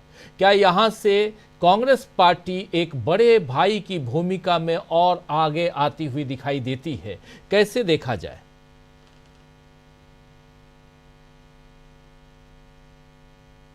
वह कोई भी राजनीतिक दल जो हिंदुत्व के एजेंडे में विश्वास नहीं करता, वह डॉक्टर भीमराव अंबेडकर से जुड़े हुए इस मसले से अपने आप को अलग नहीं रख सकता। उसको भारतीय जनता पार्टी के खिलाफ प्रतिक्रिया देनी ही देनी होगी। वह उन लोगों के साथ उसको खड़ा ही होना होगा जो समाज गृह मंत्री जी के बयान से आहत हुआ है। और जब यह पूरी राजनीतिक प्रक्रिया चलेगी तो निश्चित रूप से उसमें कांग्रेस सबसे बड़ी पार्टी है। कांग्रेस अकेली पार्टी है जिसका इस देश के सभी राज्यों में प्रभाव है। और जब कांग्रेस इस मुद्दे को लेकर के आगे बढ़ेगी, या तो कांग्रेस इस मुद्दे को लेकर आगे नहीं बढ़ेगी, और अगर कांग्रेस स्वयं इस मुद्दे से अलग नहीं हो सकती, क्योंकि शुरू से ही, जब से अपने स्थापना काल से ही और आबाद की राजनीति, अपनी राजनीति में भी वह समाज के दलित और पिछड़े वर्ग को आगे लाने की बात हमेशा से करती रही है। चाहे वो जवाहरलाल नेहरू का दौर रहा हो, चाहे इंदिरा गांधी का दौर रहा हो, और चाहे वो राजीव गांधी का दौर रहा हो, चाहे आज राहुल गांधी का दौर है, उससे अलग नहीं हो सकती। और जब उस एजेंडे को लेकर क्या वो आगे बढ़ेगी तो स्वाभाविक सी बात है कि वो सभी ताकतें जो इस बाबा साहब वाले मुद्दे पर भारतीय जनता पार्टी के खिलाफ है, उसको कांग्रेस के साथ आना ही आना होगा। दूसरी चीज कि जो वर्ग इस पूरे प्रकरण से अपने आप को आहत महसूस कर रहा है, उसमें उसकी भी विश्वसनीयता कांग्रेस, उनकी भी अपनी विश्वसनीयता कांग्रेस के प्रति ही है। उनको ये भी लगता है कि बीजेपी के खिलाफ लगातार और प्रभावी लड़ाई, राजनीतिक संघर्ष कांग्रेस ही कर सकती है। कांग्रेस इस मुद्दे पर समझौता नहीं करेगी। कांग्रेस उस किसी मुद्दे के साथ बीजेपी के साथ समझौता नहीं करेगी जो उसके राजनीतिक हितों के खिलाफ होगा। यानी कि इस दलित और सामाजिक रूप से पिछड़े लोग हैं, इनके हितों के खिलाफ होगा। तो भारतीय जनता पार्टी से असहमत और बाबा साहब भीमराव अंबेडकर के इस मुद्दे से उपजे राजनीतिक बयान, राजनीतिक स्थितियों में कांग्रेस ही एकमात्र विश्वसनीय राजनीतिक दल बनता है। सभी राजनीतिक दल, गैर भाजपा राजनीति करने वाले कोई भी राजनीतिक दल इस प्रकरण में बीजेपी के साथ खड़ा हो जाए, यह संभव नहीं है। चुप होना भी संभव नहीं है।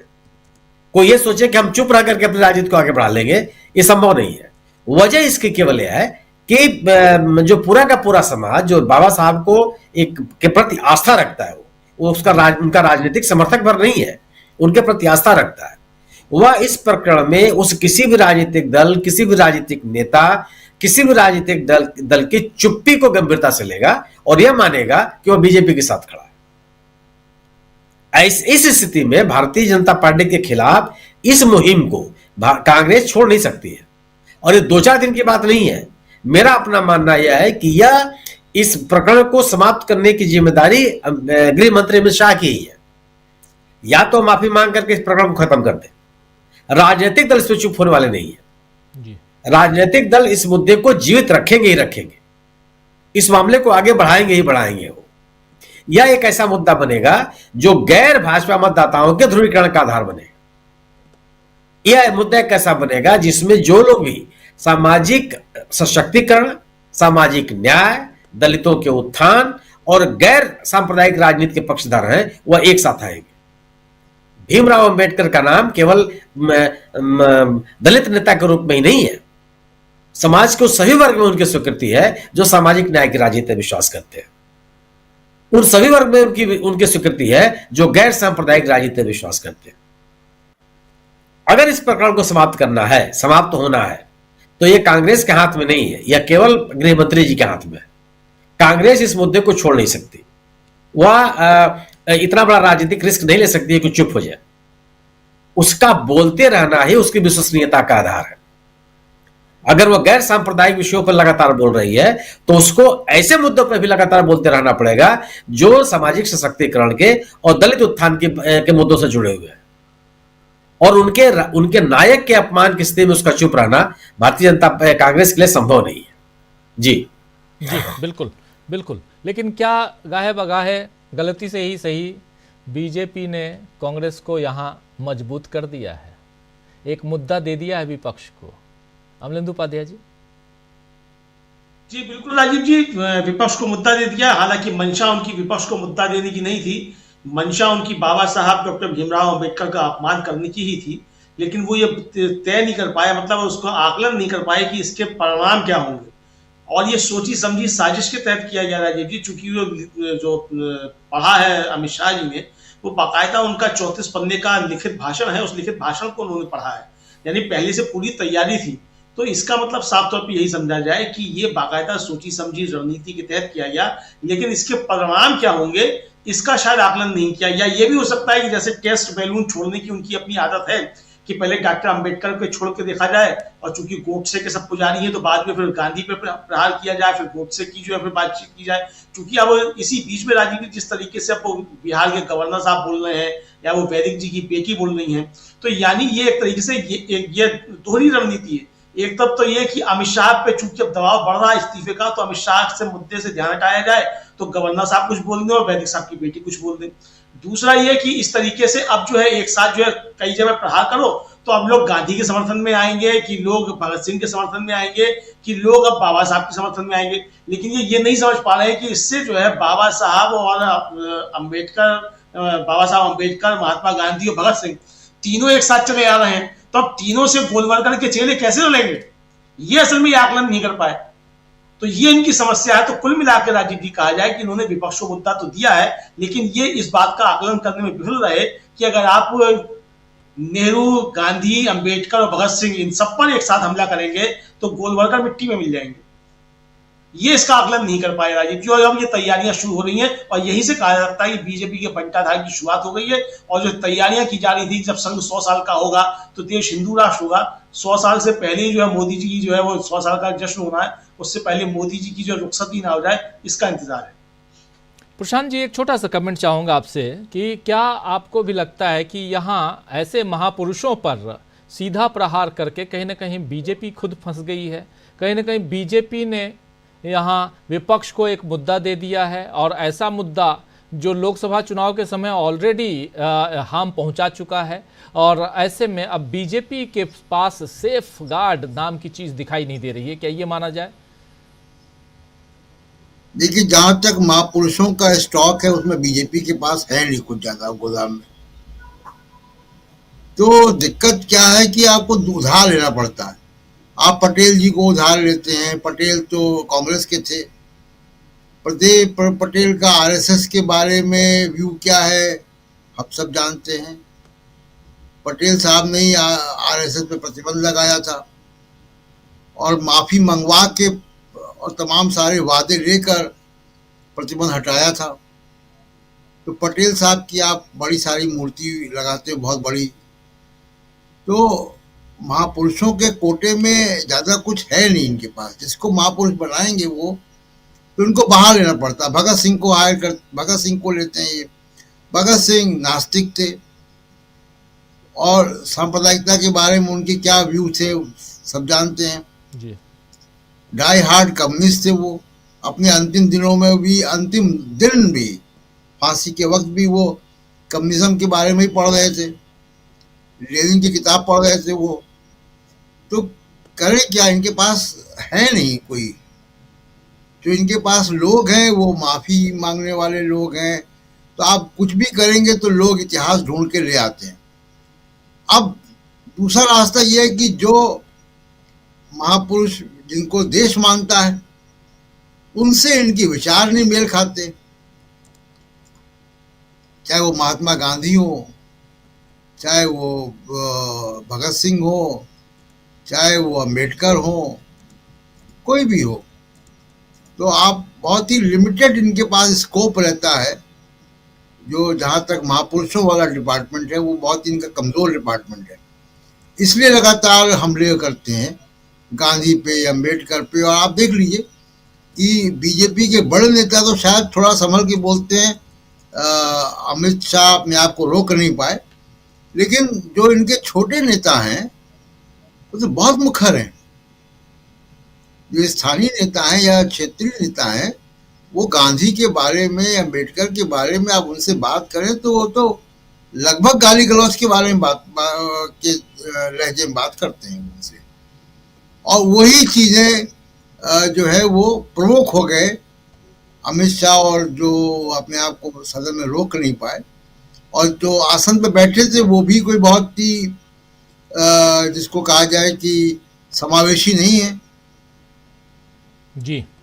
इन सब मामलों पे उनका बर्ताव हम लगातार देख रहे हैं कि कुछ एक आध दो वर्षों से कि किस तरीके से वो सदन चलाते हैं। तो ये बीजेपी का एक कमजोर बिंदु है, और वो अपनी इसीलिए देखिए उनके पास क्या है कि ले देकर एक बेचारा मुसलमान है जिसको कि पकड़ के ले आते हैं कि जहाँ भी कोई फंसे आर्थिक नीतियों में, बेरोजगारी में, विदेश नीति में, जहाँ भी क्राइसिस हुई तो वो हिंदू मुसलमान पकड़ लाओ, मस्जिदें खोदो, कुछ और करो, आईटी सेल से कुछ करवाओ। यही इनके पास एकमात्र जो राजनीति है वो इसी के इर्द गिर्द है। जैसा सुनील जी शुरुआत में कह रहे थे कि ध्रुवीकरण इनकी राजनीति का केंद्रीय जिसको कहें कि वो है एक शगल। लेकिन मुझे लगता नहीं कि अमित शाह इसमें माफी मांगेंगे या अमित शाह का इस्तीफा होगा, ये दोनों बातें नहीं होगी, भले ही कितना नुकसान हो बीजेपी। देखिए इस मामले में बीजेपी बहुत रिजिड है। जो विचारधारा का मामला है वो अम्बेडकर की विचारधारा से सहमत नहीं है तो वो एकदम माफी नहीं मांगेंगे, वो ना इस पे इस्तीफा देंगे। इस मामले में बीजेपी बिल्कुल रिजिड है।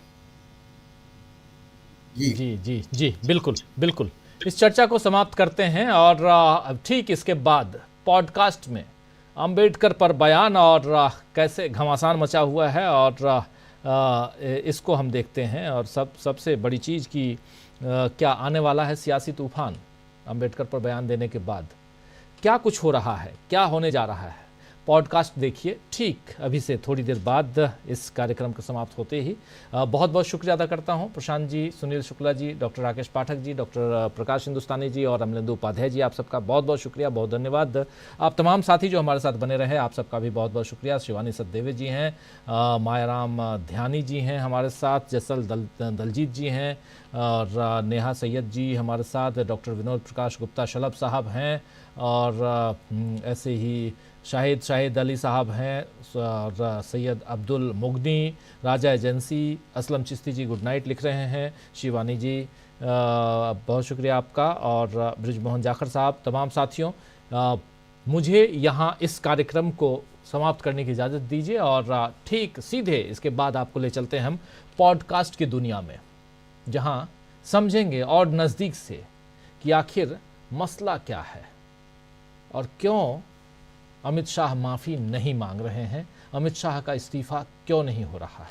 सब कुछ आप देखिए और क्या आने वाले समय में सचमुच सियासी तूफान आने वाला है, देखिएगा ज़रा। अच्छा लगे तो शेयर ज़रूर कीजिएगा। बहुत बहुत शुक्रिया, धन्यवाद, नमस्कार, गुड नाइट, शुभ रात्रि, शब बखैर।